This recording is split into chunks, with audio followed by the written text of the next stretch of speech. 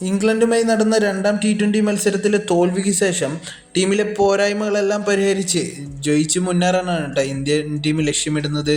ആദ്യ T20 മത്സരം മഴ കാരണം ഉപേക്ഷിച്ചിരുന്നു. അതോടുകൂടിയിട്ട് തന്നെ 1-0 ഇംഗ്ലണ്ട് ഇപ്പോൾ പരമ്പരയിൽ മുന്നിലാണ് കേട്ടോ. രണ്ടാം T20യിൽ ഇറങ്ങിയ ടീമിൽ നിന്നും 2 മാറ്റങ്ങളോട് കൂടിയിട്ടായിരിക്കും മൂന്നാം T20യിൽ ഇന്ത്യൻ ടീം ഇറങ്ങാനായിട്ട് പോകുന്നത്. മെയിനായിട്ടും ബോളിംഗ് കുറച്ച് സ്ട്രെങ്ത് കൂട്ടാനും അതേപോലെ തന്നെ ബാറ്റിങ്ങിൻ്റെ സ്ഥിരത പുലർത്താനൊക്കെ ആയിരിക്കും കേട്ടോ ഇന്ത്യൻ ടീം ഫോക്കസ് ചെയ്യാനായിട്ട് പോകുന്നത്. രണ്ടാം T20 മത്സരത്തിൽ ബാറ്റിംഗ് നിരയെ കൊണ്ട് ഭേദപ്പെട്ട സ്കോർ പടുത്തുയർത്താനായിട്ട് സാധിച്ചിട്ടുണ്ടായിരുന്നു. അതുകൊണ്ട് തന്നെ ഇംഗ്ലണ്ട് ടീമിനെ ആ ഒരു സ്കോറിൽ ഒതുക്കുക എന്ന് പറഞ്ഞത് ബോളിങ്ങിനെ സംബന്ധിച്ചിടത്തോളം കുറച്ച് ഈസിയായ ഒരു കാര്യമായിരുന്നു. 16 ഓവർ വരെ ഇന്ത്യൻ ടീമിൻ്റെ കയ്യിലായിരുന്ന കളി 17ാമത്തെ ഓവറോട് കൂടിയിട്ട് അത് ഇംഗ്ലണ്ടിൻ്റെ സ്വന്തമായി മാറുമായിരുന്നു കേട്ടോ. രവി ബിഷ്ണോയി എറിഞ്ഞ 16ാമത്തെ ഓവറിൽ 29 റൺസായിരുന്നു കേട്ടോ അടിച്ചു കൂട്ടിയത്. അതോട് കൂടിയിട്ടായിരുന്നു കേട്ടോ ഇന്ത്യൻ ടീമിൻ്റെ കയ്യിൽ നിന്നും കളി നഷ്ടമായി പോയത്.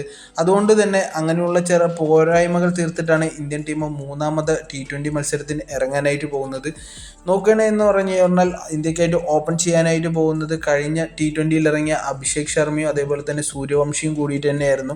നല്ല തുടക്കം കൊടുക്കാനായിട്ട് രണ്ടുപേരെ കൊണ്ടും കഴിഞ്ഞ T20 മത്സരത്തിൽ സാധിച്ചിട്ടുണ്ടായിരുന്നു കേട്ടോ. 50 റൺസിൻ്റെ ഒരു പാർട്ട്ണർഷിപ്പ് പടുത്തുയർത്തിയിട്ടുണ്ടായിരുന്നു. യുവതാരം സൂര്യവംശിയുടെ അരങ്ങേറ്റമായിരുന്നു കഴിഞ്ഞ മത്സരത്തിൽ കണ്ടിട്ടുണ്ടായിരുന്നത്. അരങ്ങേറ്റം പോലെ തന്നെ അദ്ദേഹം 2 സിക്സ് പടുകൂറ്റൻ സിക്സറുകളൊക്കെ അടിച്ചതിന് ശേഷമായിരുന്നു കേട്ടോ ഗ്രൗണ്ടിൽ നിന്നും ഔട്ടായി മടങ്ങേണ്ടി വന്നത്. ഇനിയും എല്ലാവരും കാത്തിരിക്കുന്നത് തുടർന്നുള്ള സൂര്യവംശിയുടെ പ്രകടനം തന്നെയായിരിക്കും കേട്ടോ. ഇന്ത്യക്കായി 3ാം സ്ഥാനത്തായിട്ട് ഇറങ്ങാൻ പോകുന്നത് ഇഷാൻ കിഷാൻ തന്നെയാണ് കേട്ടോ. അദ്ദേഹം എന്തായാലും കഴിഞ്ഞ കളിയിൽ അത്യാവശ്യം നല്ല രീതിയിൽ തന്നെ ബാറ്റ് ചെയ്തിട്ടുണ്ടായിരുന്നു. ടീം തകർന്നുകൊണ്ടിരിക്കുന്ന സമയത്ത് വളരെ സ്ലോ ആയിട്ട് ബാറ്റ് വീശിക്കൊണ്ടായിരുന്നു കേട്ടോ അദ്ദേഹം ടീമിനെ സപ്പോർട്ട് ചെയ്തിട്ടുണ്ടായിരുന്നത്. അതേപോലെ 4ാമത് പൊസിഷനിലായിട്ട് ഇറങ്ങാൻ പോകുന്നത് ക്യാപ്റ്റൻ കൂടിയായിട്ടുള്ള ശ്രേയസ് അയ്യരാണ്.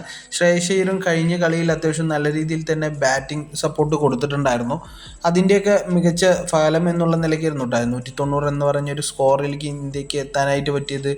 5ാമത് പൊസിഷനിലേക്കായിട്ട് തിലക് വർമ്മയാണ് കേട്ടോ ഇറങ്ങാനായിട്ട് പോകുന്നത്.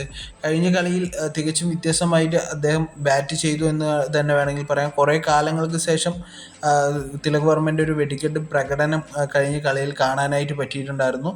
6ഉം 7ഉം 8ഉം പൊസിഷനുകളിലായിട്ട് ഓൾറൗണ്ടർമാരായിട്ടുള്ള ശിവൻ ദുബെയും അക്സർ പട്ടേലും അതേപോലെ തന്നെ ഹർഷിത് റാണയുമാണ് കേട്ടോ ഇറങ്ങാനായിട്ട് പോകുന്നത്.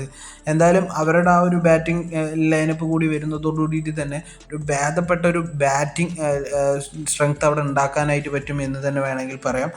9ാമത് പൊസിഷനിലായിട്ട് ഹർഷീപ് സിംഗ് ആണ് കേട്ടോ ഇറങ്ങാനായിട്ട് പോകുന്നത്. 10ാമത് പൊസിഷനിലായിട്ട് കഴിഞ്ഞ ദിവസം രവി ബിഷ്ണോയി ആയിരുന്നു ഇറങ്ങിയിട്ടുണ്ടായിരുന്നത്. അടുത്ത മത്സരത്തിൽ അദ്ദേഹത്തിന് ഇൻപ്ലേസ് ഉണ്ടാവും എന്നുള്ള റിപ്പോർട്ടുകളാണ് വരുന്നത്. അത് കഴിഞ്ഞ മത്സരത്തിലെ പ്രകടനം മാത്രം എടുത്തുകൊണ്ടായിരിക്കില്ല.